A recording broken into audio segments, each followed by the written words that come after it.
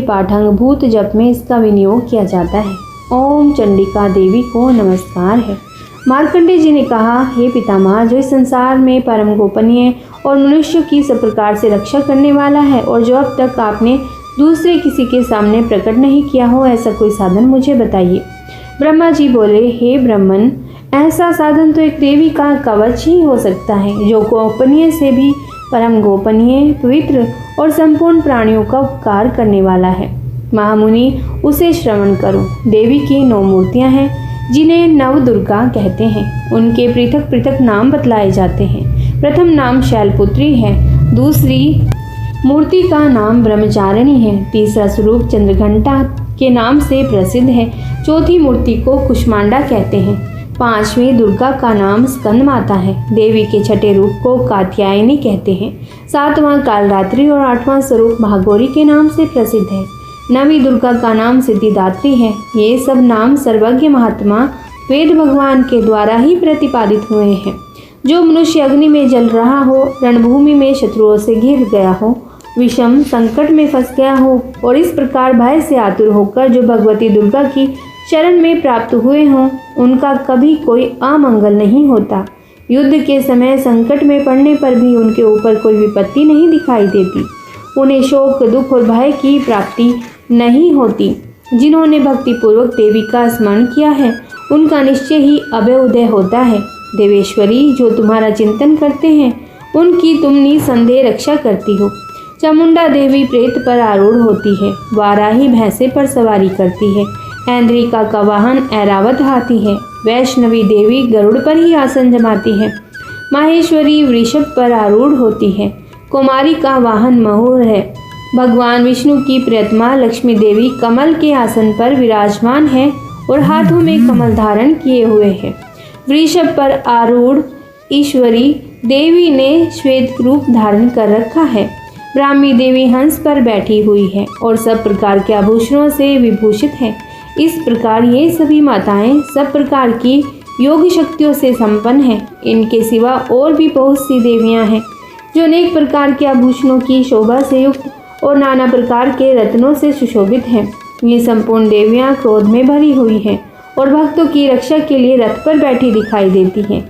ये शंख, चक्र, गदा शक्ति, हल और मूसल, खेटक और तोमर, पशु तथा पाश, कुंत और त्रिशूल एवं उत्तम शार्ंग धनुष आदि अस्त्र शस्त्र अपने हाथों में धारण करती हैं। दैत्यों के शरीर का नाश करना, भक्तों को अभय दान देना और देवताओं का कल्याण करना, यही उनके शस्त्र धारण करने का उद्देश्य है। कवच आरंभ करने के पहले इस प्रकार प्रार्थना जरूर करनी चाहिए। महान रौद्र रूप, अत्यंत घोर पराक्रम, महान बल और महान उत्साह वाली देवी, तुम महान भय का नाश करने वाली हो, तुम्हें नमस्कार है। तुम्हारी ओर देखना भी कठिन है। शत्रुओं का भय बढ़ाने वाली जगदम्बिके में रक्षा करो। पूर्व दिशा में ऐन्द्री में रक्षा करो। अग्निकोण में अग्निशक्ति, दक्षिण दिशा में वाराही तथा नैऋत्य कोण में खड्ग धारिणी में रक्षा करें। पश्चिम दिशा में वारुणी और वायव्य कोण में मृग पर सवारी करने वाली देवी में रक्षा करें। उत्तर दिशा में कुमारी और ईशान कोण में शूलधारिणी देवी रक्षा करें। ब्रह्माणी, तुम ऊपर की ओर से में रक्षा करो और वैष्णवी देवी नीचे की ओर से में रक्षा करें। इसी प्रकार शव को अपना वाहन बनाने वाली चामुंडा देवी 10 दिशाओं में रक्षा करें। जया आगे से और विजया पीछे की ओर से में रक्षा करें, मेरी रक्षा करें। वाम भाग में अजिता और दक्षिण भाग में अपराजिता रक्षा करें। उद्योतिनी शिखा की रक्षा करें। उमा मेरे मस्तक पर विराजमान होकर रक्षा करे। ललाट में मालाधारी रक्षा करे और यशस्वनी देवी मेरी भुवों का संरक्षण करे। भुवों के मध्य भाग में त्रिनेत्रा और नथनों की यमघंटा देवी रक्षा करे। दोनों नेत्रों के मध्य भाग में शंकिनी और कानों में द्वारवासिनी रक्षा करे। कालिका देवी कपोलों की तथा भगवती शांकरी कानों के मूल भाग की रक्षा करे। नासिका में सुगंधा और ऊपर के होठ में चर्चिका देवी रक्षा करे। नीचे के होठ में अमृत कला तथा जिह्वा में सरस्वती देवी रक्षा करे। कुमारी दांतों की और चंडिका कंठ प्रदेश की रक्षा करे। चित्र घंटा गले की घाटी की और महामाया तालु में रहकर रक्षा करे। कामाक्षी ठोड़ी की और सर्वमंगला मेरी वाणी की रक्षा करे। भद्रकाली ग्रीवा में और धनुर्धरी पृष्ठवंश में रहकर मेरी रक्षा करे। कंठ के बाहरी भाग में नीलग्रीवा और कंठ की नली में नलकूबरी रक्षा करे। दोनों कंधों में खड्गनी और मेरी दोनों भुजाओं की वज्रधारिणी रक्षा करे। दोनों हाथों में दंडिनी और अंगुलियों में अंबिका रक्षा करे। शूलेश्वरी नखों की रक्षा करे और कुलेश्वरी कुक्षी में रहकर रक्षा करे। महादेवी दोनों स्तनों की और शोक विनाशिनी देवी मन की रक्षा करे। ललिता देवी हृदय में और शूलधारिणी उदर में रहकर रक्षा करे। ललिता देवी हृदय में और शूलधारिणी उदर में रहकर रक्षा करे। नाभि में कामिनी और गुभाग की गुहेश्वरी रक्षा करे। पूतना और कामिका लिंग की और महिषवाहिनी गुदा की रक्षा करे। भगवती कटिभाग में और विंध्यवासिनी घुटनों की रक्षा करे। संपूर्ण कामनाओं को देने वाली महाबली देवी दोनों पिंडलियों की रक्षा करे। नारसिंगी दोनों घुट्टियों की और तेजसी देवी दोनों चरणों के पृष्ठभाग की रक्षा करे। श्री देवी पैरों की अंगुलियों में और तलवासिनी पैरों के तलुओं में रहकर रक्षा करे। अपनी दाढ़ों के कारण भयंकर दिखाई देने वाली दशट्राकराली देवी नखों की और उदरकेशिनी देवी केशों की रक्षा करे। रोमावलियों के छिद्रों में कोबेरी और त्वचा की वागेश्वरी देवी रक्षा करे। पार्वती देवी रक्त मज्जा वसा मांस हड्डी और मेद की रक्षा करे। आंतों की कालरात्रि और पित्त की मुकुटेश्वरी रक्षा करे। मूलाधार आदि कमल कोशों में पद्मावती देवी और कफ में चूड़ामणि देवी स्थित होकर रक्षा करे। नख के तेज की ज्वालामुखी रक्षा करे। जिसका किसी भी अस्त्र से भेदन नहीं हो सकता, वह अभेद देवी शरीर की समस्त संधियों में रहकर रक्षा करे। ब्रह्माणी आप मेरे वीर्य की रक्षा करें। छत्रेश्वरी छाया की और धर्मधारिणी देवी मेरे अहंकार मन और बुद्धि की रक्षा करे। हाथ में वज्र धारण करने वाली वज्रहस्ता देवी मेरे प्राण अपान व्यान उदान और समान वायु की रक्षा करे। कल्याण से शोभित होने वाली भगवती कल्याण शोभना मेरे प्राण की रक्षा करे। रस रूप गंध शब्द और स्पर्श इन विषयों का अनुभव करते समय योगिनी देवी रक्षा करे और सत्वगुण रजोगुण और तमोगुण की रक्षा सदा नारायणी देवी करे। वाराही आयु की रक्षा करे। वैष्णवी धर्म की रक्षा करे तथा चक्रिणी देवी यश कीर्ति लक्ष्मी धन और विद्या की रक्षा करे। इंद्राणी आप मेरे गोत्र की रक्षा करें। चंडिके तुम मेरे पशुओं की रक्षा करो। महालक्ष्मी पुत्रों की रक्षा करे और भैरवी पत्नी की रक्षा करे। मेरे पथ की सुपथा तथा मार्ग की क्षेमकरी रक्षा करे। राजा के दरबार में महालक्ष्मी रक्षा करे और सब ओर व्याप्त रहने वाली विजया देवी संपूर्ण भयों से मेरी रक्षा करे।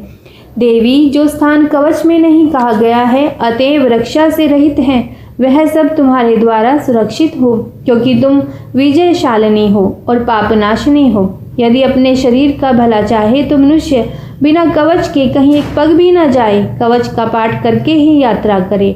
कवच के द्वारा सब ओर से सुरक्षित मनुष्य जहाँ जहाँ भी जाता है वहाँ वहाँ उसे धन लाभ होता है और संपूर्ण कामनाओं की सिद्धि करने वाली विजय की प्राप्ति होती है। वह जिस जिस अभिष्ट वस्तु का चिंतन करता है उसको निश्चय ही प्राप्त कर लेता है। वह पुरुष इस पृथ्वी पर तुलना रहित महान ऐश्वर्य का भागी होता है। कवच से सुरक्षित मनुष्य निर्भय हो जाता है। युद्ध में उसकी पराजय नहीं होती। वह तीनों लोकों में पूजनीय होता है। देवी का यह कवच देवताओं के लिए भी दुर्लभ है। जो प्रतिदिन नियम पूर्वक तीनों संध्या के समय श्रद्धा के साथ इसका पाठ करता है उसे दैवी काल कला प्राप्त होती है तथा वह तीनों लोकों में कहीं भी पराजित नहीं होता। इतना ही नहीं, वह अपमृत्यु से रहित हो 100 से भी अधिक वर्षों तक जीवित रहता है। यहाँ अपमृत्यु अकाल मृत्यु अथवा अग्नि जल बिजली और सर्प आदि से होने वाली मृत्यु को कहा गया है। मकरी चेचक और कोड़ आदि उसकी संपूर्ण व्याधियां नष्ट हो जाती हैं। कनेर भांग अफीम धतूरे आदि का स्थावर विष सांप और बिच्छू आदि के काटने से चढ़ा हुआ जंगम विष तथा अहिफेन और तेल के संयोग आदि से बनने वाला कृत्रिम विष, ये सभी प्रकार के विष दूर हो जाते हैं। उनका कोई असर नहीं होता। इस पृथ्वी पर मारण मोहन आदि जितने आभिचारिक प्रयोग होते हैं और इस प्रकार के जितने मंत्र यंत्र होते हैं वे सब इस कवच को हृदय में धारण कर लेने पर उस मनुष्य को देखते ही नष्ट हो जाते हैं। यही नहीं, पृथ्वी पर विचरने वाले ग्राम देवता आकाशचारी देव विशेष जल के संबंध से प्रकट होने वाले गण, उपदेश मात्र से सिद्ध होने वाले निम्न कोटि के देवता, अपने जन्म के साथ प्रकट होने वाले देवता, कुल देवता, माला, डाकिनी, शाकिनी, अंतरिक्ष में विचरने वाली अत्यंत बलवती भयानक डाकिनियाँ, ग्रह, भूत, पिशाच, यक्ष, गंधर्व, राक्षस, ब्रह्म राक्षस, बेताल, कुष्मांड और भैरव आदि अनिष्टकारक देवता भी हृदय में कवच धारण किए रहने पर उस मनुष्य को देखते ही भाग जाते हैं। कवचधारी पुरुष को राजा से सम्मान वृद्धि प्राप्त होती है। यह कवच मनुष्य के तेज की वृद्धि करने वाला और उत्तम है। कवच का पाठ करने वाला पुरुष अपनी कीर्ति से विभूषित भूतल पर अपने सुयश के साथ वृद्धि को प्राप्त होता है। जो पहले कवच का पाठ करके उसके बाद सप्तशती चंडी का पाठ करता है, उसकी जब तक वन, पर्वत और काननों सहित यह पृथ्वी टिकी रहती है, तब तक यहाँ पुत्र पौत्र आदि संतान परंपरा बनी रहती है। फिर देह का अंत होने पर वह पुरुष भगवती महामाया के प्रसाद से उस नित्य परम पद को प्राप्त होता है, जो देवताओं के लिए भी दुर्लभ है। वह सुंदर दिव्य रूप धारण करता है और कल्याण में शिव के साथ आनंद का भागी होता है। देवी कवच संपूर्ण। आइए सप्तशती पाठ आरंभ करने से पहले अर्गला स्तोत्र का भी पाठ करते हैं। आइए वह भी श्रवण अवश्य ही कीजिए।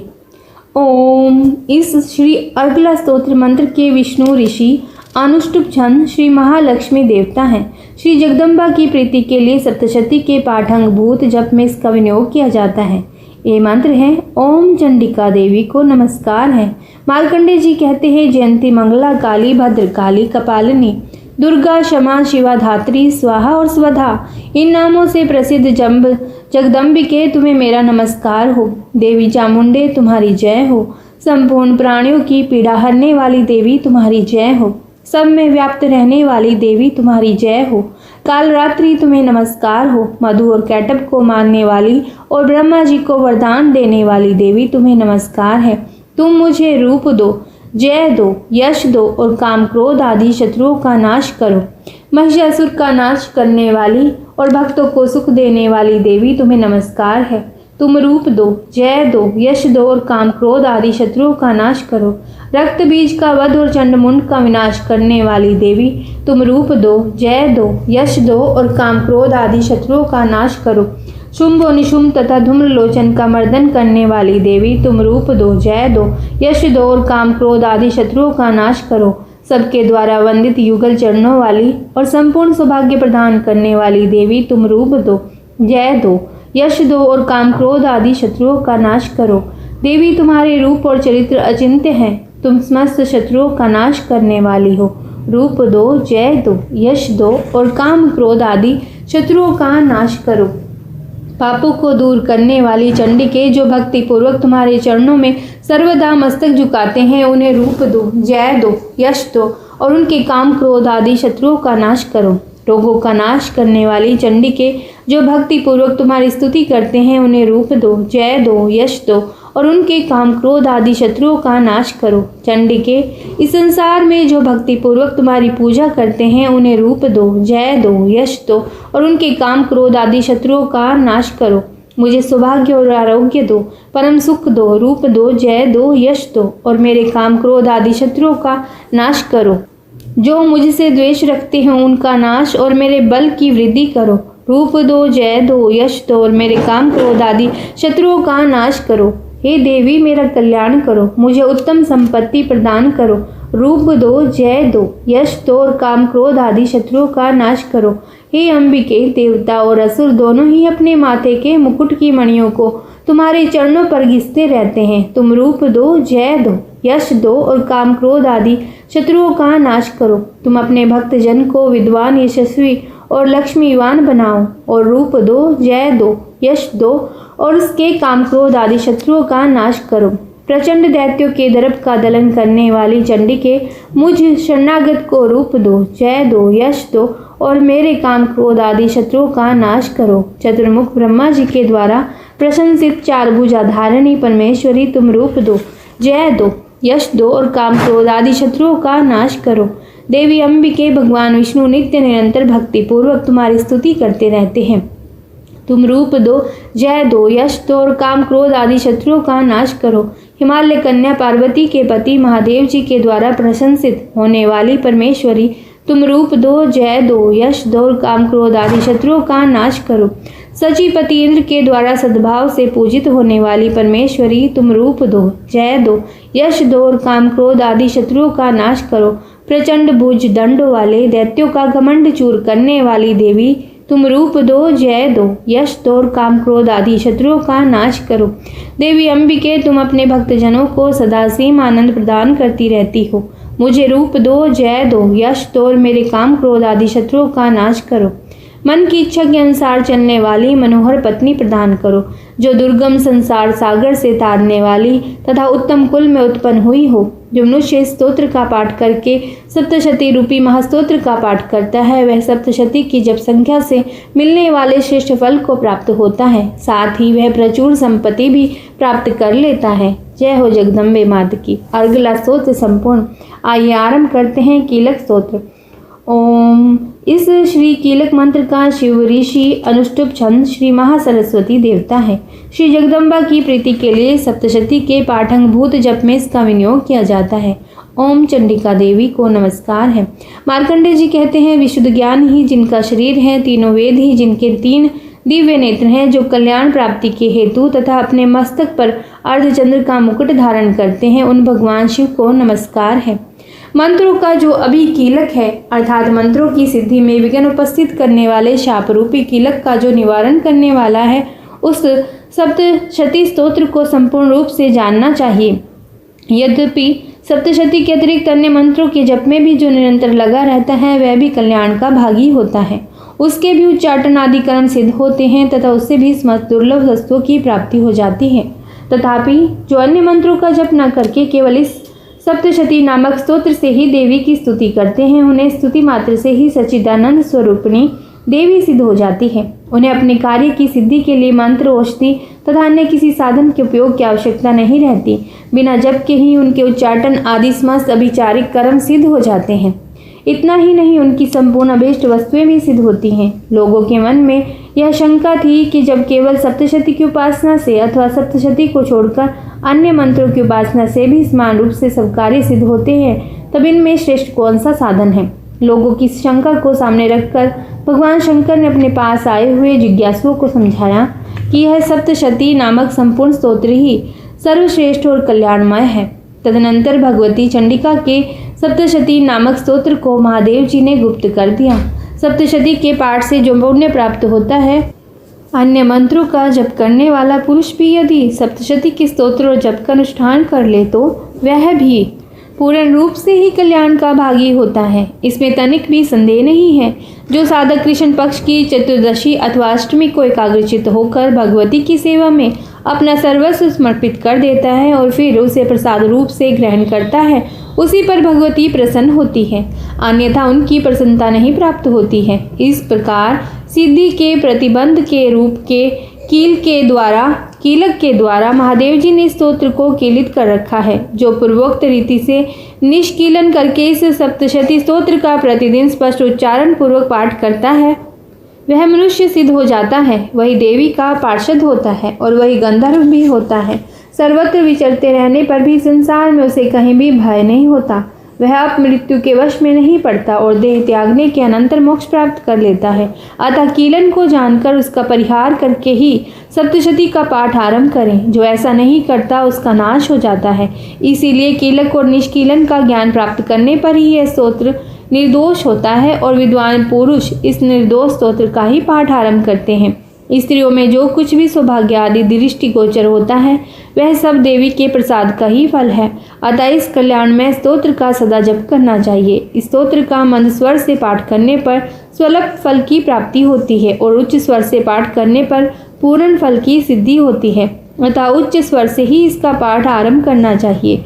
जिनके प्रसाद से ऐश्वर्य, सौभाग्य, आरोग्य, संपत्ति, शत्रुनाश तथा परम मोक्ष की भी सिद्धि होती है, उस कल्याणमयी जगदम्बा की स्तुति मनुष्य क्यों नहीं करते। अथ कीलक स्तोत्र संपूर्ण। इसके बाद रात्रि सूक्त का पाठ करना उचित है। पाठ के आरंभ में रात्रि सूक्त और अंत में देवी सूक्त के पाठ की विधि है। इसके पश्चात माता का ध्यान करें। उसके पश्चात सप्तशती का पाठ आरंभ करेंगे। तो ध्यान करते हैं। मैं 3 नेत्रों वाली दुर्गा देवी का ध्यान करता हूँ। उनके श्री अंगों की प्रभा बिजली के समान है। वे सिंह के कंधे पर बैठी हुई भयंकर प्रतीत होती हैं। हाथों में तलवार और ढाल लिए अनेक कन्याएं उनकी सेवा में खड़ी हैं। वे अपने हाथों में चक्र, गदा, तलवार, ढाल, बाण, धनुष, पाश और तर्जनी मुद्रा धारण किए हुए हैं। उनका स्वरूप अग्नि में है और वे माथे पर चंद्रमा का मुकुट धारण करती हैं। इसके बाद प्रथम चरित्र का विनियोग और ध्यान करके मार्कंडेय जी बोले कि सप्तशती का पाठ आरंभ करें। जय माता दी। आइए सुनते हैं दुर्गा सप्तशती का 4था अध्याय, जिसमें इंद्र आदि देवताओं द्वारा देवी की स्तुति और ध्यान किया गया है। सिद्धि की इच्छा रखने वाले पुरुष जिनकी सेवा करते हैं तथा देवता जिन्हें सब ओर से घेरे रहते हैं, उन जया नाम वाली दुर्गा देवी का ध्यान करें। उनके श्री अंगों की आभा काले मेघ के समान श्याम है। वे अपने कटाक्षों से शत्रु समूह को भय प्रदान करती हैं। उनके मस्तक पर आबद्ध चंद्रमा की रेखा शोभा पाती है। वे अपने हाथों में शंख, चक्र, कृपाण और त्रिशूल धारण करती हैं। उनके 3 नेत्र हैं। वे सिंह के कंधे पर चढ़ी हुई हैं और अपने तेज से तीनों लोकों को परिपूर्ण कर रही हैं। ऋषि कहते हैं, अत्यंत पराक्रमी दुरात्मा महिषासुर तथा उसकी दैत्य सेना के देवी के हाथ से मारे जाने पर इंद्र आदि देवता प्रणाम के लिए गर्दन तथा कंधे झुकाकर उन भगवती दुर्गा का उत्तम वचनों द्वारा स्तवन करने लगे। उस समय उनके सुंदर अंगों में अत्यंत हर्ष के कारण रोमांच हो आया था। देवता बोले, संपूर्ण देवताओं की शक्ति का समुदाय है जिनका स्वरूप है तथा जिन देवी ने अपनी शक्ति से संपूर्ण जगत को व्याप्त कर रखा है। समस्त देवताओं और महर्षियों की पूजनीय उन जगदम्बा को हम भक्ति पूर्वक नमस्कार करते हैं। वे हम लोगों का कल्याण करें। जिनके अनुपम प्रभाव और बल का वर्णन करने में भगवान शेषनाग, ब्रह्मा जी तथा महादेव जी भी समर्थ नहीं हैं। वे भगवती चंडिका संपूर्ण जगत का पालन और अशुभ भय का नाश करने का विचार करें। जो पुण्यात्माओं के घरों में स्वयं ही लक्ष्मी रूप से, पापियों के यहाँ दरिद्रता रूप से, शुद्ध अंतकरण वाले पुरुषों के हृदय में बुद्धि रूप से, सत्पुरुषों में श्रद्धा रूप से और कुलीन मनुष्य में लज्जा रूप से निवास करती है, उन आप भगवती दुर्गा को हम नमस्कार करते हैं। हे देवी, आप संपूर्ण विश्व का पालन कीजिए। देवी, आपके इस अचिंत्य रूप का, असुरों का नाश करने वाली भारी पराक्रम का तथा समस्त देवताओं और दैत्यों के समक्ष युद्ध में प्रकट किए हुए आपके अद्भुत चरित्रों का हम किस प्रकार वर्णन करें। आप संपूर्ण जगत की उत्पत्ति में कारण हैं। आप में सत्वगुण, रजोगुण और तमोगुण, ये तीनों गुण मौजूद हैं, तो भी दोषों के साथ आपका संसर्ग नहीं जान पड़ता। भगवान विष्णु और महादेव जी आदि देवता भी आपका पार नहीं पाते। आप ही सबका आश्रय हैं। यह समस्त जगत आपका अंशभूत है, क्योंकि आप सबकी आदिभूत अव्याकृता परा प्रकृति है। देवी, संपूर्ण यज्ञों में जिसके उच्चारण से सब देवता तृप्ति लाभ करते हैं, वह स्वाहा आप ही हैं। इसके अतिरिक्त आप पितरों की भी तृप्ति का कारण है। अतएव सब लोग आपको स्वधा भी कहते हैं। देवी, जो मोक्ष की प्राप्ति का साधन है, अचिंत्य महाव्रत स्वरूपा है, समदोषों से रहित, जितेंद्रिय, तत्व को ही सार वस्तु मानने वाले तथा मोक्ष की अभिलाषा रखने वाले मुनि जन जिसका अभ्यास करते हैं, वह भगवती पराविद्या आप ही हैं। आप शब्द स्वरूपा हैं। अत्यंत निर्मल ऋग्वेद, यजुर्वेद तथा उद्गीत के मनोहर पदों के पाठ से युक्त सामवेद का भी आधार आप ही हैं। आप देवी, त्रयी और भगवती हैं। इस विश्व की उत्पत्ति और पालन के लिए आप ही वार्ता के रूप में प्रकट हुई हैं। आप संपूर्ण जगत की घोर पीड़ा का नाश करने वाली हैं। हे देवी, जिससे समस्त शास्त्रों का सार का ज्ञान होता है, वह मेधा शक्ति आप ही हैं। दुर्गम भवसागर से पार उतारने वाली नौका रूप दुर्गा देवी भी आप ही हैं। आपकी ही कहीं भी आसक्ति नहीं है। कैटब के शत्रु भगवान विष्णु के वक्ष स्थल में एकमात्र निवास करने वाली भगवती लक्ष्मी तथा भगवान चंद्रशेखर द्वारा सम्मानित गौरी देवी भी आप ही हैं। आपका मुख मंद मुस्कान से सुशोभित, निर्मल, पूर्ण चंद्रमा के बिंब का अनुकरण करने वाला और उत्तम स्वर्ण की मनोहर कांति से कमनीय है। तो भी उसे देखकर महिषासुर को क्रोध हुआ और सहसा उसने उन पर प्रहार कर दिया। यह बड़े आश्चर्य की बात है। हे देवी, वही मुख जब क्रोध से युक्त होने पर उदय काल के चंद्रमा की भांति लाल और तनी हुई भौं के कारण विकराल हो उठा, तब उसे देखकर जो महिषासुर के प्राण तुरंत नहीं निकल गए, यह उससे भी बढ़कर आश्चर्य की बात है, क्योंकि क्रोध में भरे हुए यमराज को देखकर भला कौन जीवित रह सकता है।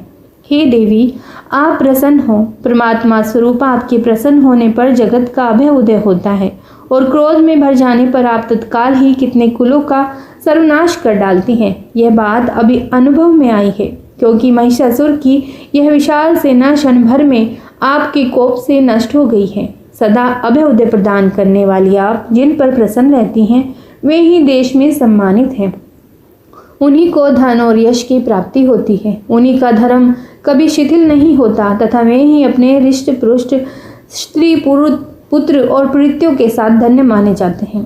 देवी, आपकी ही कृपा से पुण्यात्मा पुरुष प्रतिदिन अत्यंत श्रद्धापूर्वक सदा सब प्रकार के धर्म अनुकूल कर्म करता है और उसके प्रभाव से स्वर्गलोक में जाता है। इसीलिए आप तीनों लोकों में निश्चय ही मनोवांछित फल देने वाली हैं। माँ दुर्गे, आप स्मरण करने पर सब प्राणियों का भय हर लेती हैं और स्वस्थ पुरुषों द्वारा चिंतन करने पर उन्हें परम कल्याणमयी बुद्धि प्रदान करती हैं।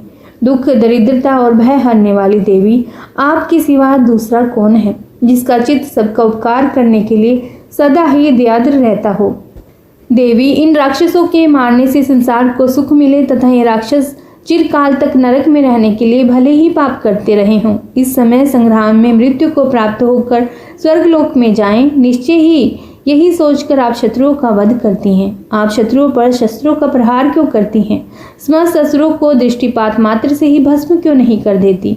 इसमें एक रहस्य है। ये शत्रु भी हमारे शस्त्रों से पवित्र होकर उत्तम लोकों में जाएं। इस प्रकार उनके प्रति भी आपका विचार अत्यंत उत्तम रहता है। खड्ग के तेजपुंज की भयंकर दीप्ति से तथा आपके त्रिशूल के अग्रभाग की घनीभूत प्रभा से चौंधिया कर जो असुरों की आंखें फूट नहीं गई, उसमें कारण यही था कि वे मनोहर रश्मियों से युक्त चंद्रमा के समान आनंद प्रदान करने वाले आपके सुंदर मुख का दर्शन करते थे।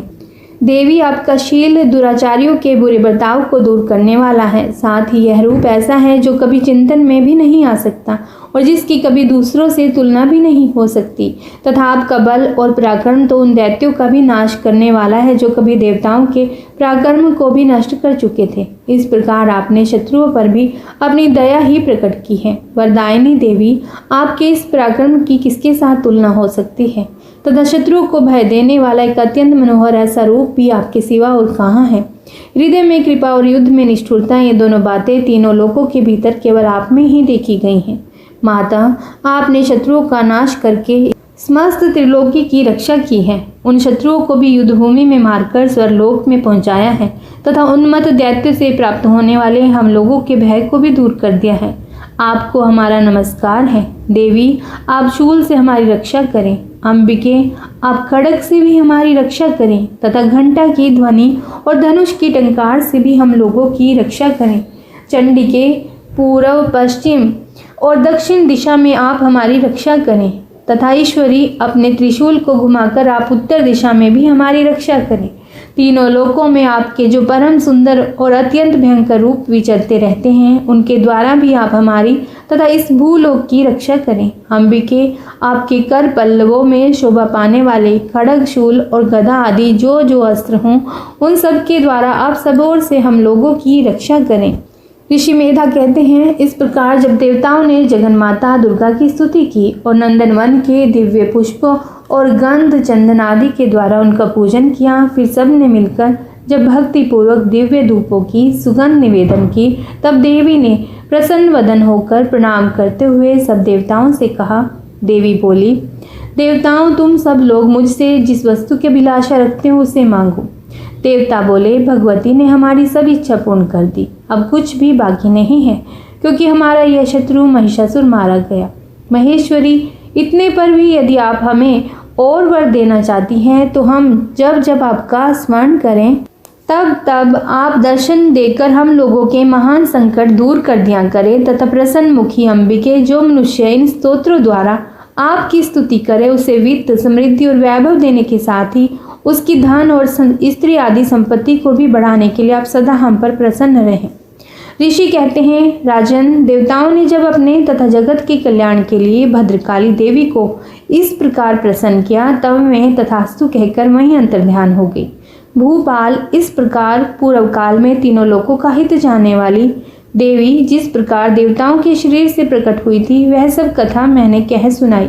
अब पुनः देवताओं का उपकार करने वाली मैं देवी दुष्ट दैत्यों तथा शुंभ निशुंभ का वध करने और सब लोगों की रक्षा करने के लिए गौरी देवी के शरीर से जिस प्रकार प्रकट हुई थी, वह सब प्रसंग मेरे मुंह से सुनो। मैं उसको यथावत तुमसे वर्णन करूंगा। जय माता दी। इस प्रकार श्री मार्कंडेय पुराण में सावर्णिक मनवंतर की कथा के अंतर्गत देवी महात्म्य में शक्र आदि स्तुति नामक 14 अध्याय संपूर्ण हुआ। 5वां अध्याय आरंभ। देवताओं द्वारा देवी की स्तुति। चंडमुंड के मुख से अंबिका के रूप की प्रशंसा सुनकर शुंभ का उनके पास दूत भेजना और दूत का निराश होकर लौटना, इस अध्याय में इन सब का वर्णन किया गया है। सबसे पहले विनियोग करते हैं। ओम। इस उत्तर चरित्र के रुद्र ऋषि हैं, माँ सरस्वती देवता हैं, अनुष्टुप छंद है, भीमा शक्ति है, भ्रामरी बीज है, सूर्य तत्व है और सामवेद स्वरूप है। महासरस्वती की प्रसन्नता के लिए उत्तर चरित्र के पाठ में इसका विनियोग किया जाता है। जो अपने कर कमलों में घंटा, शूल, हल, शंख, मूसल, चक्र, धनुष और बाण धारण करती है। शरद ऋतु के शोभा संपन्न चंद्रमा के समान जिनकी मनोहर कांति है, जो तीनों लोकों की आधारभूता और शुंभ आदि दैत्यों का नाश करने वाली है, तथा गौरी के शरीर से जिनका प्रकाट्य हुआ है, उन महासरस्वती देवी का मैं निरंतर भजन करती हूँ। ऋषि कहते हैं, पूर्व काल में शुंभ और निशुंभ नामक असुरों ने अपने बल के घमंड में आकर शचीपति इंद्र के हाथ से तीनों लोकों का राज्य और यज्ञ भाग छीन लिए। वे ही दोनों सूर्य, चंद्रमा, कुबेर, यम और वरुण के अधिकार का भी उपयोग करने लगे। वायु और अग्नि का कार्य भी वे ही करने लगे। उन दोनों ने सब देवताओं को अपमानित, राज्य भ्रष्ट, पराजित तथा अधिकारहीन करके स्वर्ग से निकाल दिया।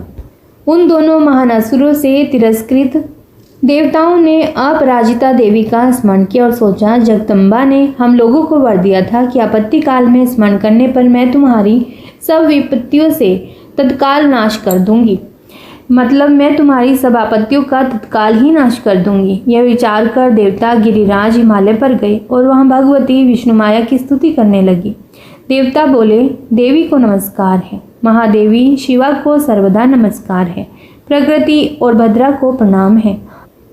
हम लोग नियम पूर्वक जगदम्बा को नमस्कार करते हैं, रौद्रा को नमस्कार है, नित्या गौरी और धात्री को बारंबार नमस्कार है, ज्योतिषरामयी, चंद्र रिपुणी और सुख स्वरूपा देवी को सतत प्रणाम है।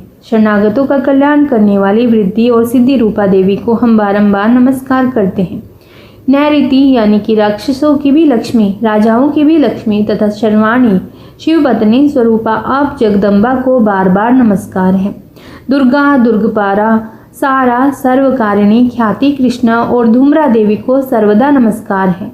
अत्यंत सौम्य तथा अत्यंत रौद्र रूपा देवी को हम नमस्कार करते हैं, उन्हें हमारा बारंबार प्रणाम है। जगत की आधारभूता कृति देवी को बारंबार नमस्कार है। जो देवी सब प्राणियों में विष्णु माया के नाम से कही जाती हैं, उनको नमस्कार, उनको नमस्कार, उनको बारंबार नमस्कार है।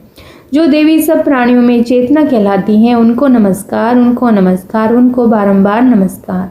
जो देवी सब प्राणियों में बुद्धि रूप से स्थित है, उनको नमस्कार, उनको नमस्कार, उनको बारंबार नमस्कार। जो देवी सब प्राणियों में निद्रा रूप से स्थित है, उनको नमस्कार, उनको नमस्कार, उनको बारंबार नमस्कार।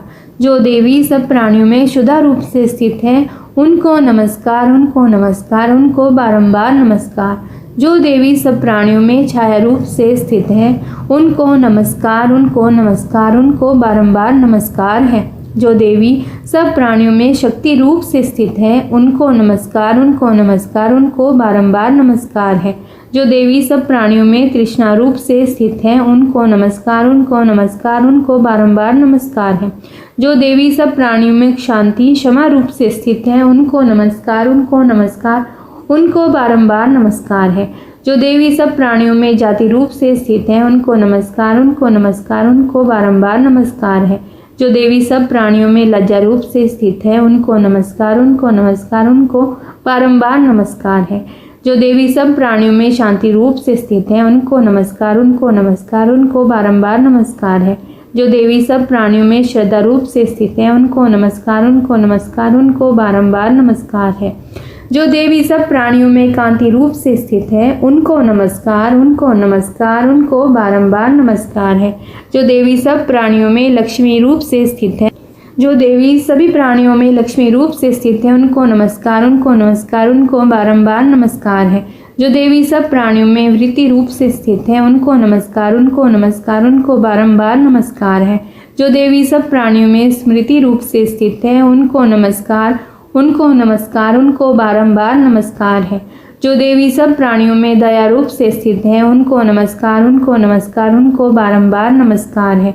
जो देवी सब प्राणियों में तुष्टि रूप से स्थित है उनको नमस्कार, उनको नमस्कार, उनको बारंबार नमस्कार है। जो देवी सब प्राणियों में माता रूप से स्थित है उनको नमस्कार, उनको नमस्कार, उनको बारंबार नमस्कार है। जो देवी सब प्राणियों में भ्रांति रूप से स्थित है उनको नमस्कार, उनको नमस्कार, उनको बारंबार नमस्कार है। जो जीवों के इंद्रिय वर्ग की अधिष्ठात्री देवी सब प्राणियों में सदा व्याप्त रहने वाली है उन व्याप्ति देवी को बारंबार नमस्कार है। जो देवी चैतन्य रूप से संपूर्ण जगत को व्याप्त करके स्थित है उनको नमस्कार, उनको नमस्कार, उनको बारंबार नमस्कार है।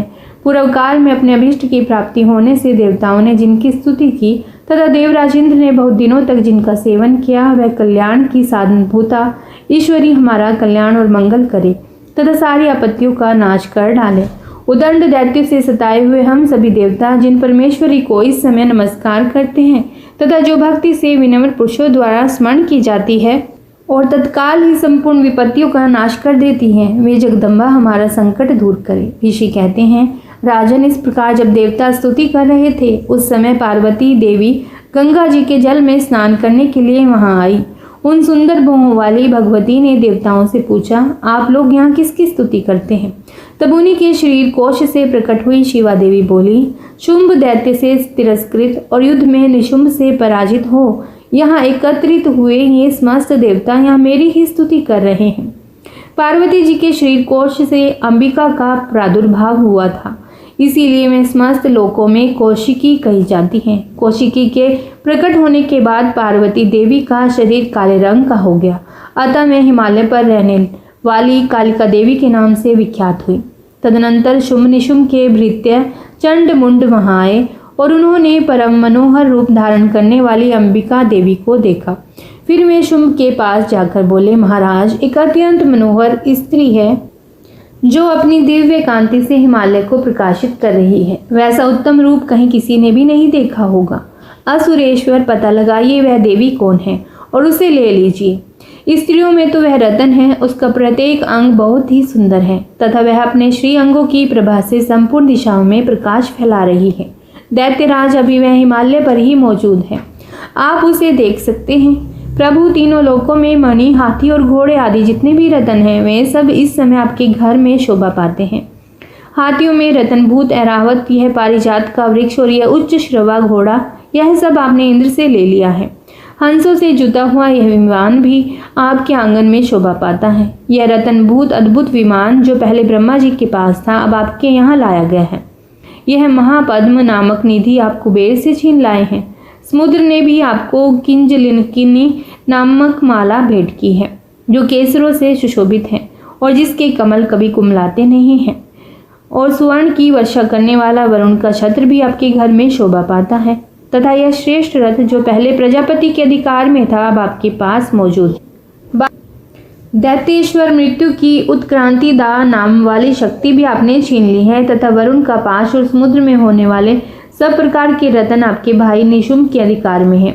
अग्नि ने भी स्वतः शुद्ध किए हुए 2 वस्त्र आपकी सेवा में अर्पित किए हैं।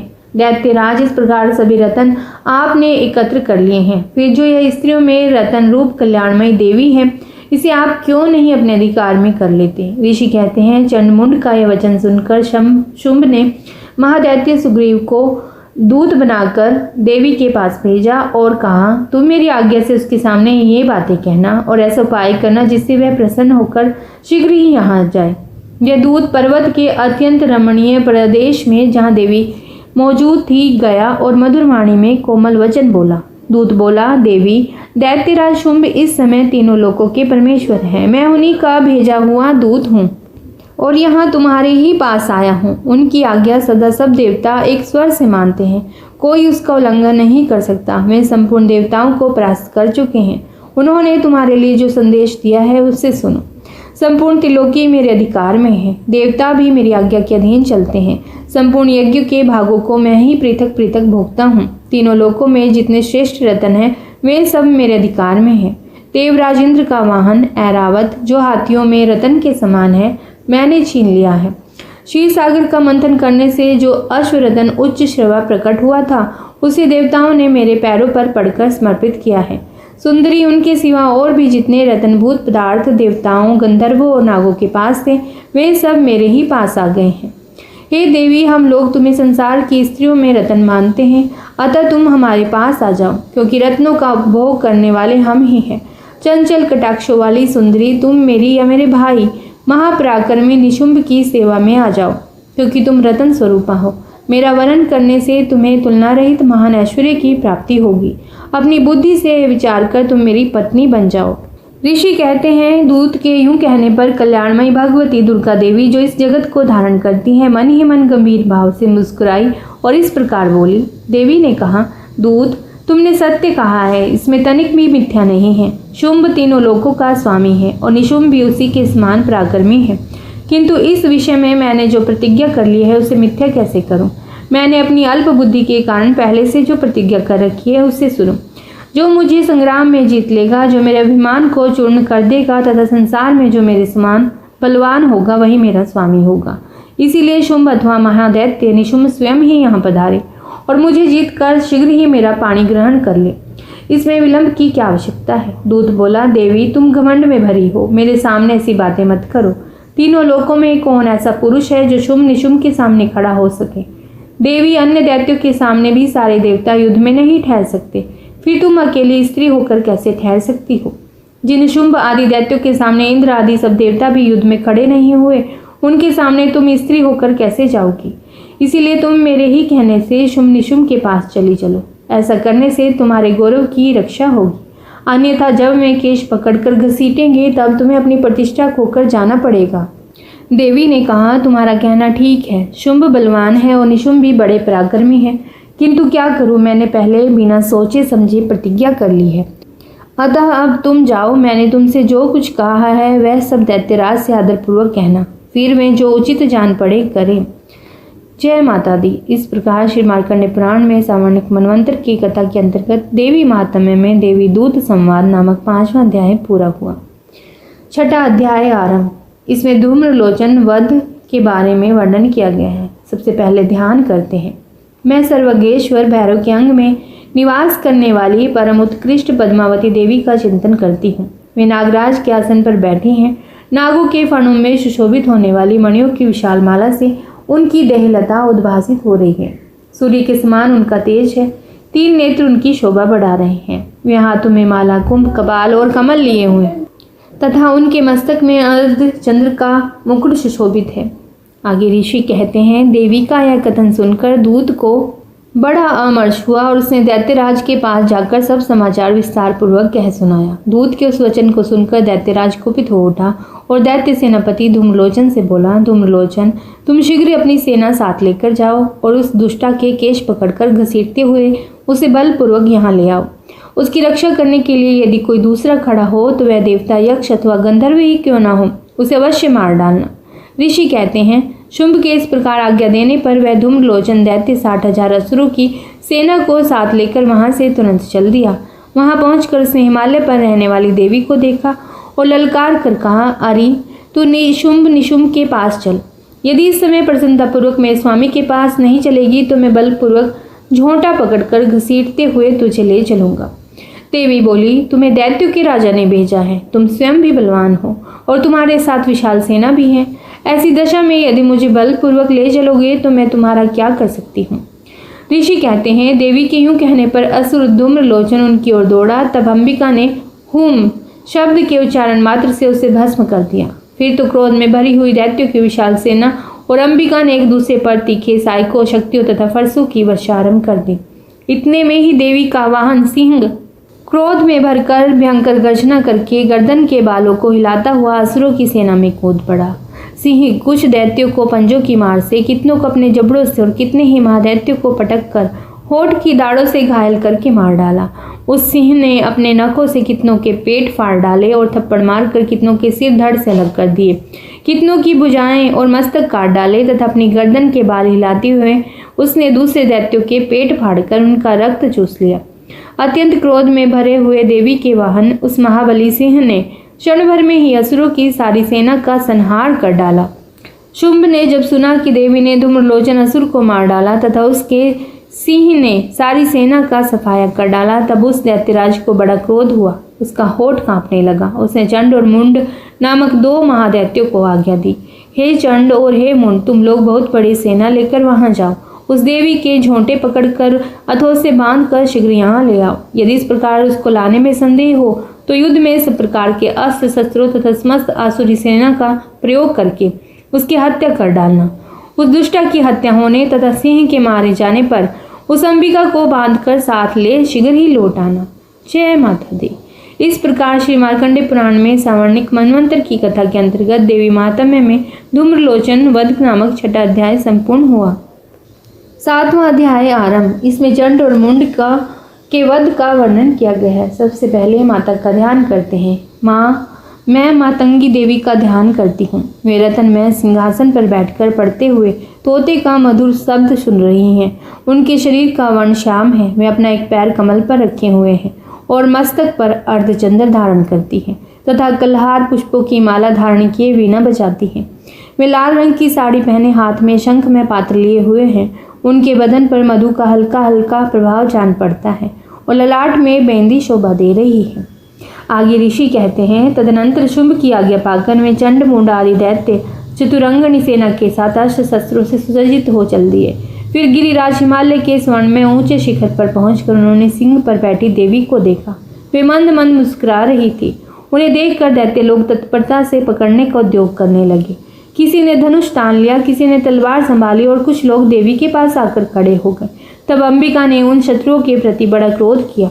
उस समय क्रोध के कारण उनका मुख काला पड़ गया, ललाट में भौहें टेढ़ी हो गई और वहां से तुरंत विकराल मुखी काली प्रकट हुई, जो तलवार और पाश लिए हुए थी। वे विचित्र खटवाड़ धारण किए और चीते के चरम की साड़ी पहने नरमुंडों की माला से विशोभित थी। उनके शरीर का मांस सूख गया था, केवल हड्डियों का ढांचा था जिससे वे अत्यंत भयंकर जान पड़ती थी। उनका मुख बहुत विशाल था, जीभ लपलपाने के कारण और वे और भी ज्यादा डरावनी प्रतीत होती थी। उनकी आंखें भीतर को धंसी हुई और कुछ लाल थी। वे अपनी भयंकर गर्जना से संपूर्ण दिशाओं को गुंजा रही थी। बड़े बड़े दैत्यों का वध करती हुई वे कालिका देवी बड़े वेग से दैत्यों की सेना पर टूट पड़ी और उन सबका भक्षण करने लगी। वे पाशर्व रक्षकों की अंकुशधारी महावत योद्धाओं और घंटा सहित कितने हाथियों को एक ही हाथ से पकड़कर मुंह में डाल लेती थी। इसी प्रकार घोड़े, रथ और सारथी के साथ रथी सैनिकों को मुंह में डालकर वे बड़े भयानक रूप से चबा डालती थी। किसी के बाल पकड़ लेती, किसी का गला दबा देती, किसी को पैरों से कुचल डालती और किसी को छाती के धक्के से गिराकर मार डालती थी। वे असुरों के छोड़े हुए बड़े बड़े अस्त्र शस्त्र मुंह से पकड़ लेती थी और रोष में भरकर उनको दांतों से पीस डालती थी। काली ने बलवान और दुरात्मा दैत्यों की वह सारी सेना रोन डाली, खा डाली और कितनों को मार भगाया। कोई तलवार के घाट उतारे गए, कोई खटवाण से पीटे गए और कितने ही असुर दांतों के अग्रभाग से कुचले जाकर मृत्यु को प्राप्त हुए। इस प्रकार देवी ने असुरों की सारी सेना को क्षण भर में मार गिराया। यह देख चंड उन अत्यंत भयानक काली देवी की ओर दौड़ा तथा महादैत्य मुंड ने भी अत्यंत भयंकर बाणों की वर्षा से तथा चारों बार चलाए हुए चक्रों से उन भयानक नेत्रों वाली देवी को आच्छादित कर दिया। वे अनेकों चक्र देवी के मुख में समाते हुए ऐसे जान पड़े मानो सूर्य के बहुतेरे मंडल बादलों के उदर में प्रवेश कर रहे हों। तब भयंकर गर्जना करने वाली काली ने अत्यंत रोष में भरकर विकट अट्टहास किया। उस समय उनके विकराल वदन के भीतर कठिनता से देखे जा सकने वाले दांतों की प्रभा से वे अत्यंत उज्जवल दिखाई देती थी। देवी ने बहुत बड़ी तलवार हाथ में लेकर हम का उच्चारण करके चंड पर धावा किया और उसके केश पकड़कर उसी तलवार से उसका मस्तक काट डाला। चंड को मारा गया देखकर मुंड भी देवी की ओर दौड़ा। तब देवी ने रोष में भरकर उसे भी तलवार से घायल करके धरती पर सुला दिया। महापराक्रमी चंड और मुंड को मारा गया देख मरने से बची हुई बाकी सेना भय से व्याकुल हो चारों ओर भाग गई। तदनंतर काली ने चंड और मुंड का मस्तक हाथ में ले चंडिका के पास जाकर प्रचंड हठ्ठास करते हुए कहा, देवी, मैंने चंड और मुंड नामक इन 2 महापशुओं को तुम्हें भेंट किया है।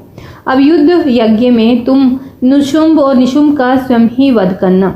ऋषि कहते हैं, वहां लाए हुए उन चंड मुंड नामक महादैत्यों को देखकर कल्याणमयी चंडी ने काली से मधुर वाणी में कहा, हे देवी, तुम चंड और मुंड को लेकर मेरे पास आई हो, इसीलिए संसार में चामुंडा के नाम से तुम्हारी ख्याति होगी। जय माता दी। इस प्रकार श्री मार्कंडेय पुराण में सावर्णिक मनवंतर की कथा के अंतर्गत देवी महात्म्य में चंडमुंड वध नामक 7वां अध्याय पूर्ण हुआ। 8वां अध्याय आरंभ। इसमें रक्त बीज वध का वर्णन किया गया। सबसे पहले माता का ध्यान करते हैं। मैं अणिमा आदि सिद्धिमय किरणों से आवृत भवानी का ध्यान करती हूँ। उनके शरीर का रंग लाल है, नेत्रों में करुणा लहरा रही है तथा हाथों में पाश, अंकुश, बाण और धनुष शोभा पाते हैं। आगे ऋषि कहते हैं, चंड और मुंड नामक दैत्यों के मारे जाने तथा बहुत सी सेना का संहार हो जाने पर दैत्यों के राजा प्रतापी शुंभ के मन में बड़ा क्रोध हुआ और उसने दैत्यों की संपूर्ण सेना को युद्ध के लिए कूच करने की आज्ञा दी। वह बोला, आज उदययुध नाम के 86 दैत्य सेनापति अपनी सेनाओं के साथ युद्ध के लिए प्रस्थान करें।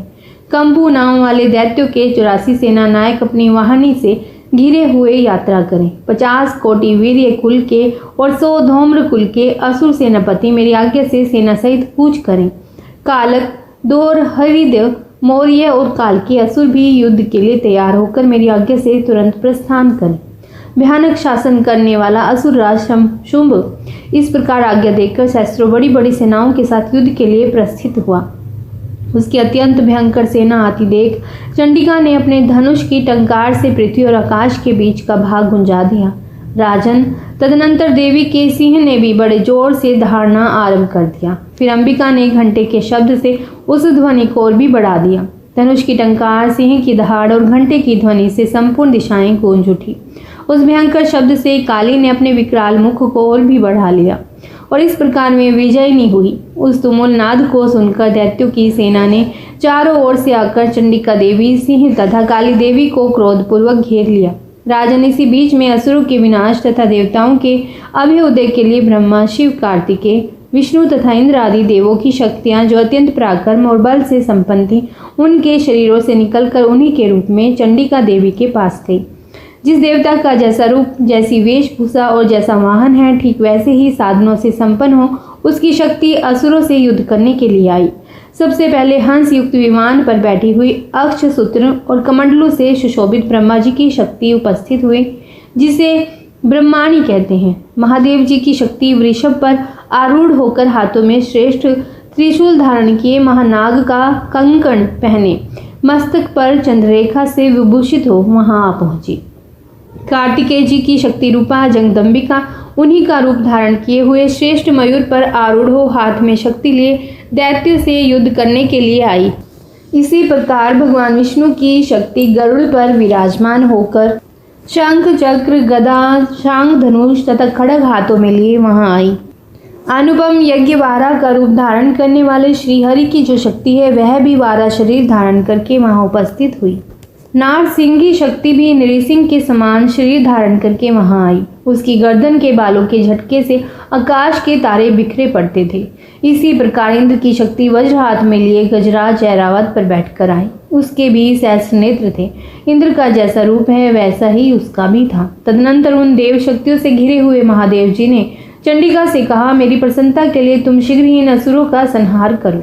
तब देवी के शरीर से अत्यंत भयानक और परम उग्र चंडिका का शक्ति प्रकट हुई, जो सैकड़ों गिदड़ियों की भांति आवाज करने वाली थी। उस अपराजिता देवी ने धूमिल जटा वाले महादेव जी से कहा, भगवान, आप शुंभ निशुंभ के पास दूत बनकर जाइए और उन अत्यंत गर्वीले दानव शुंभ और निशुंभ दोनों से कहिए, साथ ही उनके अतिरिक्त भी जो दानव युद्ध के लिए वहां उपस्थित हो उनको भी यह संदेश दीजिए, दैत्यों, यदि तुम जीवित रहना चाहते हो तो पाताल को लौट जाओ। इंद्र को त्रिलोकी का राज्य मिल जाए और देवता यज्ञ भाग का उपभोग करें। यदि बल के घमंड में आकर तुम युद्ध की अभिलाषा रखते हो तो आओ, मेरी शिवाय तुम्हारे कच्चे मांस से तृप्त हो। चूंकि उस देवी ने भगवान शिव को दूत के कार्य में नियुक्त किया था, इसीलिए वह शिवदूती के नाम से संसार में विख्यात हुई। वे महादैत्य भी भगवान शिव के मुंह से देवी के वचन सुनकर क्रोध में भर गए और जहाँ कात्यायनी विराजमान थी उस ओर बढ़े। तदनंतर वे दैत्य अमर्ष में रहकर भरकर पहले ही देवी के ऊपर बाण शक्ति और रिष्टि आदि अस्त्रों की वृष्टि करने लगे। तब देवी ने भी खेल खेल में ही धनुष की टंकार की और उससे छोड़े हुए बड़े बड़े बाणों द्वारा दैत्यों के चलाए हुए बाण, शूल, शक्ति और फरसों को काट डाला। फिर काली माता उनके आगे होकर शत्रुओं को शूल के प्रहार से विदीर्ण करने लगी और खड्ग वांग से उनका कचूमर निकालती हुई रणभूमि में विचरने लगी। ब्रह्माणी भी जिस जिस ओर दौड़ती उसी ओर अपने कमंडलू का जल छिड़ककर शत्रुओं के ओज और पराक्रम को नष्ट कर देती थी। महेश्वरी ने त्रिशूल से तथा वैष्णवी ने चक्र से और अत्यंत क्रोध में भरी हुई कुमार कार्तिकेय की शक्ति ने शक्ति से दैत्यों का संहार आरंभ कर दिया।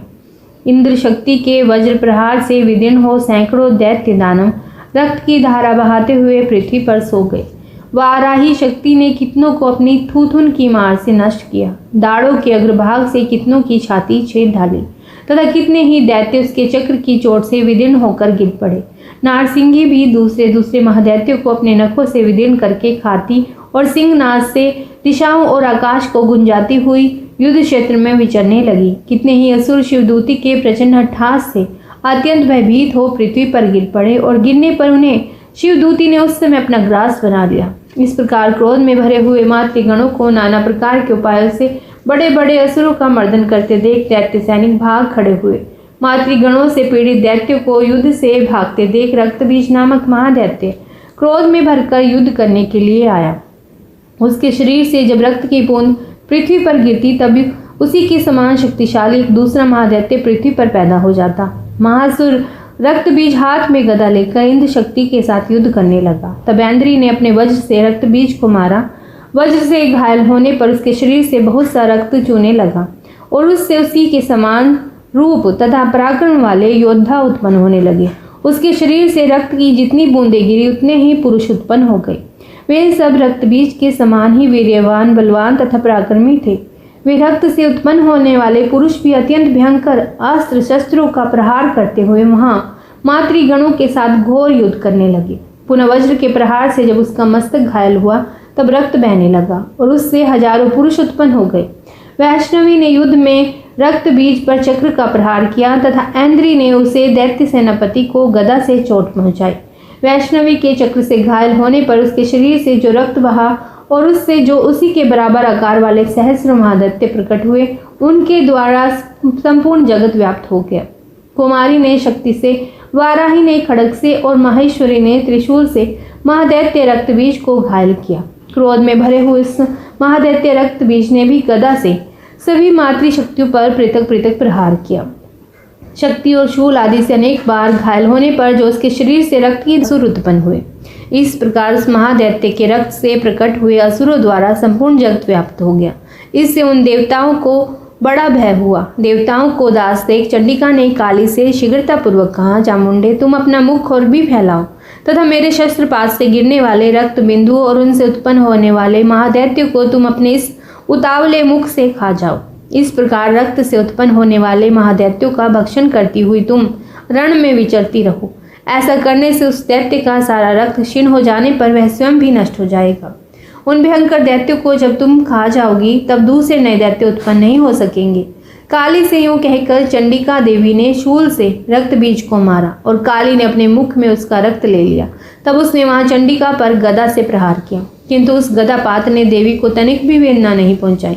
रक्त बीज के घायल शरीर से बहुत सा रक्त गिरा, किंतु जो ही वह गिरा त्यों ही चामुंडा ने उसे अपने मुख में ले लिया। रक्त गिरने से काली के मुख में जो महादैत्य उत्पन्न हुए उन्हें भी वह चट कर गई और उसने रक्त बीज का रक्त भी पी लिया।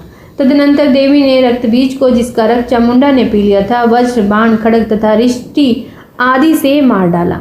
राजन, इस प्रकार शस्त्रों के समुदाय से आहत और रक्तहीन हुआ महादैत्य रक्त बीज पृथ्वी पर गिर पड़ा। नरेश्वर, इससे देवताओं को अनुपम हर्ष की प्राप्ति हुई और मातृगण उन असुरों के रक्तपान के मत से उद्दत सा होकर नृत्य करने लगा। इस प्रकार श्री मार्कंडे पुराण में सावर्णिक मनवंतर की कथा के अंतर्गत देवी महात्म्य में रक्तबीज वध नामक 8वां अध्याय पूर्ण हुआ। जय माता दी। आइए सुनते हैं सिद्ध कुंजिका स्तोत्र। शिव जी बोले, देवी सुनो, मैं उत्तम कुंजिका स्तोत्र का उपदेश करूंगा, जिस मंत्र के प्रभाव से देवी का जप सफल होता है। कवच, अर्गला, कीलक, रहस्य सूक्त, ध्यान, न्यास, यहाँ तक कि अर्चन भी आवश्यक नहीं है। केवल कुंजिका के पाठ से दुर्गा पाठ का फल प्राप्त हो जाता है। यह कुंजिका स्तोत्र अत्यंत गुप्त और देवों के लिए भी दुर्लभ है। हे पार्वती, इसे स्वयोनि की भांति प्रयत्नपूर्वक गुप्त रखना चाहिए। यह उत्तम कुंजिका स्तोत्र केवल पाठ के द्वारा मारण, मोहन, वशीकरण, स्तंभन, उच्चाटन आदि उद्देश्यों को सिद्ध करता है।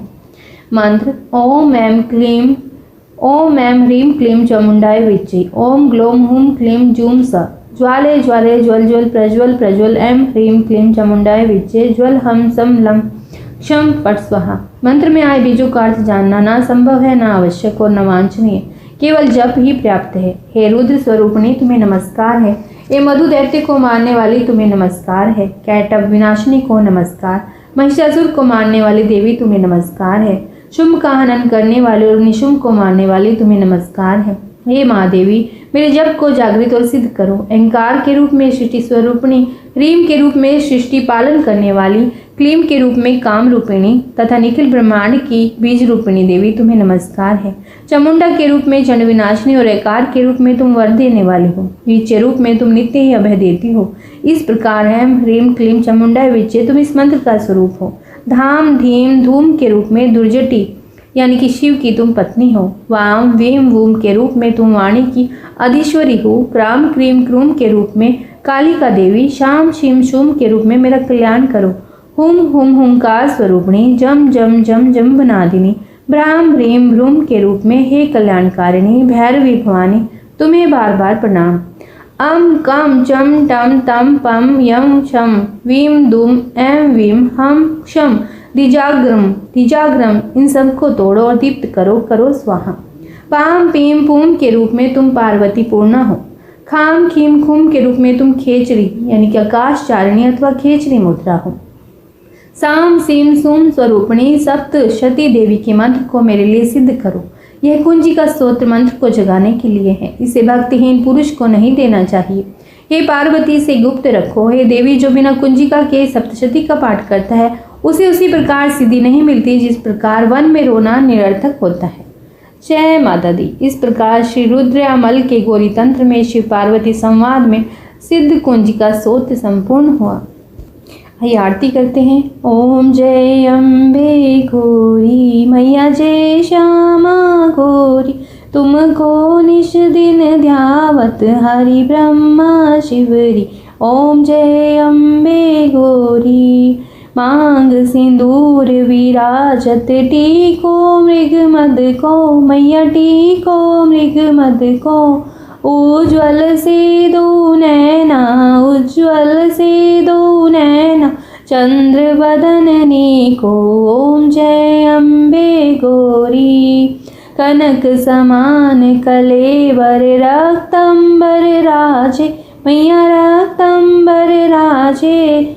रक्त पुष्प गलमाला, रक्त पुष्प गलमाला, कंठन पर साजे। ओम जय अम्बे गौरी, के हरिवाहन राजत, खड्ग खपरधारी मैया, खड्ग खपरधारी। सुर नर मुनि जन सेवत, सुर नर मुनि जन सेवत, तिनके दुख हारी। ओम जय अम्बे गौरी, कानन कुंडल शोभित, नासाग्रे मोती मैया, नासाग्रे मोती। कोटिक चंद्र दिवाकर, कोटिक चंद्र दिवाकर, समराजत ज्योति।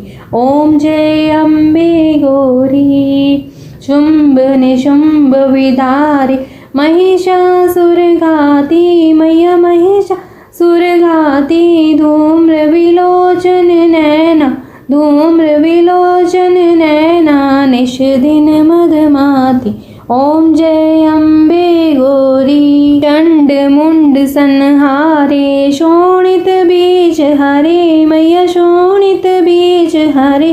मधु कैटभ दो मारे, मधु कैटभ दो मारे, सुर भयहीन करे। ओम जय अम्बे गौरी, ब्रह्माणी रुद्राणी तुम कमला रानी। मैया तुम कमला रानी, आगम निगम बखानी, आगम निगम बखानी, तुम शिव पट रानी। ओम जय अम्बे गौरी। 64 योगिनी गावत लीते करत भैरव, मैया लीते करत भैरव। बाजत ताल मृदंगा, बाजत ताल मृदंगा, और बाजत डमरू। ओम जय अम्बे गौरी। तुम ही जग की माता, तुम ही हो भरता, मैया तुम ही हो भरता। भक्तन की दुख हरता, भक्तन की दुख हरता, सुख संपत्ति करता। ओम जय अम्बे गौरी। पूजाचार अति शोभित वर मुद्राधारी, मैया वर मुद्राधारी। मन वांछित फल पावत, मन वांछित फल पावत, सेवत नर नारी। ओम जय अम्बे गौरी। कंचन थाल विराजत, अगर कपूर बाती, मैं अगर कपूर बाती। श्रीमाल के तुम्हें राजत, श्रीमाल के तुम्हें राजत, कोटि रतन ज्योति। ओम जय अम्बे गौरी। श्री अम्बे जी की आरती जो कोई नर गावे, मैया जो कोई नर गावे। कहत शिवानंद स्वामी, कहत हरि हर स्वामी, सुख संपत्ति पावे। ओम जय अम्बे गौरी। ओम जय अम्बे गौरी। मैया जय श्यामा गौरी। तुमको निश दिन ध्यावत, तुमको निश दिन ध्यावत, हरि ब्रह्मा शिव।